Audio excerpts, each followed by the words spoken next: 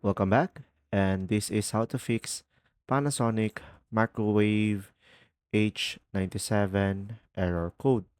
So guys, if you don't know, this error means a high voltage inverter failure or a problem with the magnetron or heating element. So to fix this, just simply unplug the microwave for at least 10 minutes and then just simply plug it back in and see if the error clears.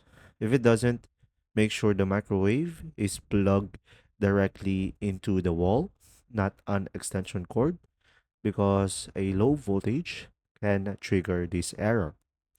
Another one is let the microwave cool down because sometimes it is overheating. That's why this error appears. So just simply check for ventilation and ensure vents are not blocked. Now, another one, sometimes this error shows only on certain power levels.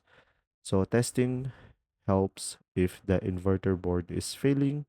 So try different cooking mode. Now, if any of these doesn't work, just simply contact a qualified technician and a service may needed. I hope this video helped you out. Thanks for watching.